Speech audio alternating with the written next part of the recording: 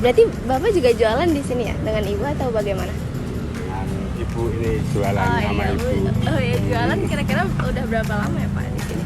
Udah puluhan tahun ya, Mak. Udah lama. Oh iya, alhamdulillah. Kalau udah lama berarti ini nggak pernah ada masalah kayak bau gitu atau apa gitu Pak? Yang nggak bau yang sampai mengganggu kegiatan terlalu- jualan Bapak. Iya. Udah biasa sih kalau ganggu, namanya sampah kan. Iya. Apalagi kalau lagi numpuk habis lebaran itu pasti bau. Apa kalau lagi hujan mungkin jadi lebih bau atau gimana Pak kalau hujan? Kalau hujan kalau sampah nggak terlalu numpuk juga enggak sih, nggak begitu ini bau. Teratur Pak itu. Oh, teratur. Dari petugasnya udah teratur gitu ya? Iya, itu udah tiap ini kalau udah penuh udah ntar bawa Oh. paling 3 hari. Biasanya kalau habis mungkin ada sampah dari habis jualan yang langsung dibuang ke sana atau ada tempat sampah sendiri di sini habis langsung aja. Sampah. langsung dibuang. Ada itu Mbak, pekerjaannya ada. Oh, gitu. Kumpulin langsung dibuang di situ sekalian, kumpulin di situ. Oh iya. Kalau di UPD lagi bikin tempat sampah terpadu kan. Ah iya ada banyak ini sih sebenarnya inovasi dari sana. Iya. Ya kan lagi dibangun belum kelar. Oh gitu.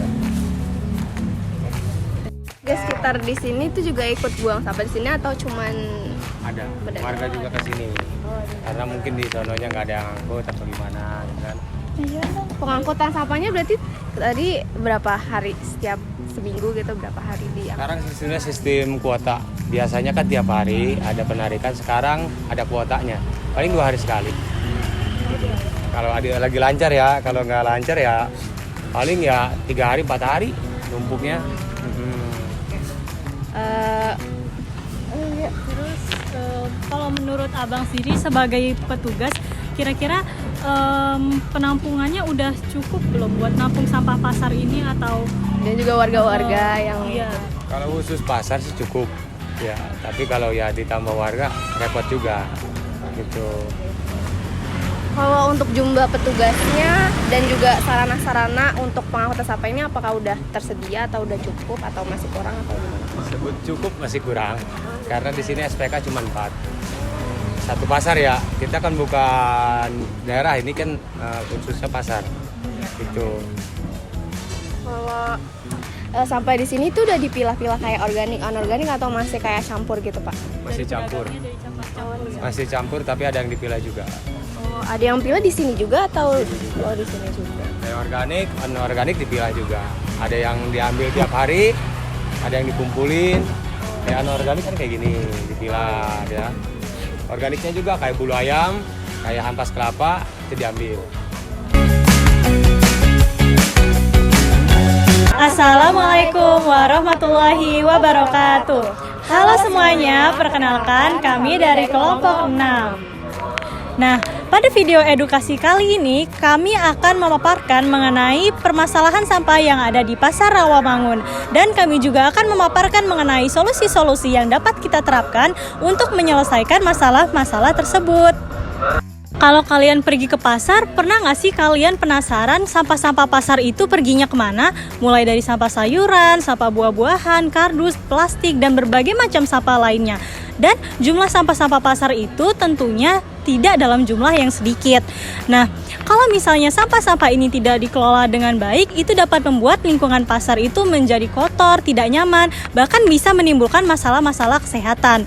Nah, salah satu dari masalah sampah ini itu adalah pemilahannya dan masih banyak sampah-sampah organik dan non-organik itu yang bercampur di satu tempat. Padahal sampah organik dan juga non-organik itu punya cara pengelolaan yang berbeda.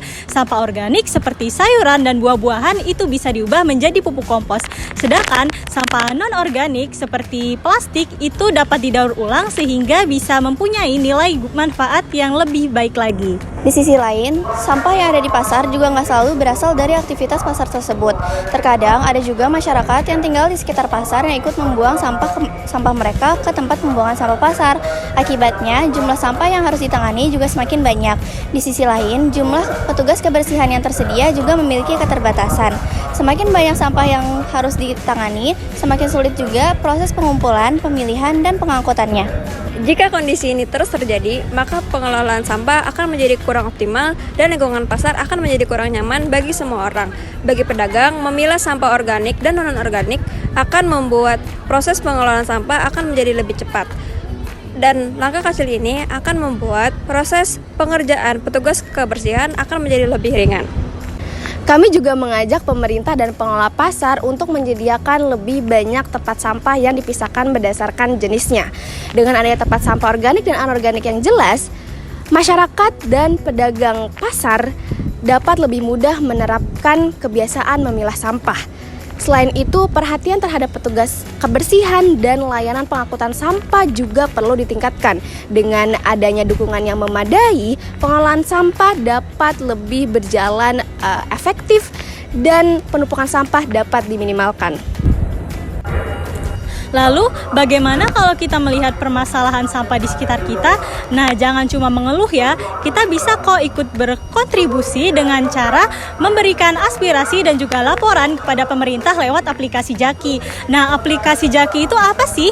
Nah, aplikasi Jaki itu adalah aplikasi yang disediakan oleh Pemprov DKI bagi kita masyarakat untuk melakukan laporan terhadap masalah-masalah yang kita temui di sekitar kita. Nah, selanjutnya kami akan menampilkan nih bagaimana cara melakukan pelaporan lewat aplikasi Jaki.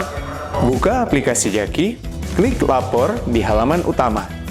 Ambil foto laporan secara langsung atau unggah foto dari galeri HP yang telah diambil dalam kurun waktu 2 jam. Isi detail lokasi laporan, klik selanjutnya. Ceritakan laporanmu dengan detail dan jelas. Pilih kategori. Sekarang, tinjau kelengkapan laporan. Kamu bisa pilih opsi ganti jika ada data yang belum tepat. Kamu juga bisa mengganti jenis laporan dari publik ke privat rahasia untuk menjaga identitasmu. Jika sudah lengkap dan sesuai, setujui pernyataan, lalu tulis kode CAPTCHA. Klik kirim, kini laporanmu sudah masuk ke dalam dashboard laporan di kelurahan. Selesai! Yuk mulai dari hal-hal kecil karena lingkungan yang bersih berawal dari kesadaran diri sendiri. Sekian video dari kami. Wassalamualaikum warahmatullahi wabarakatuh.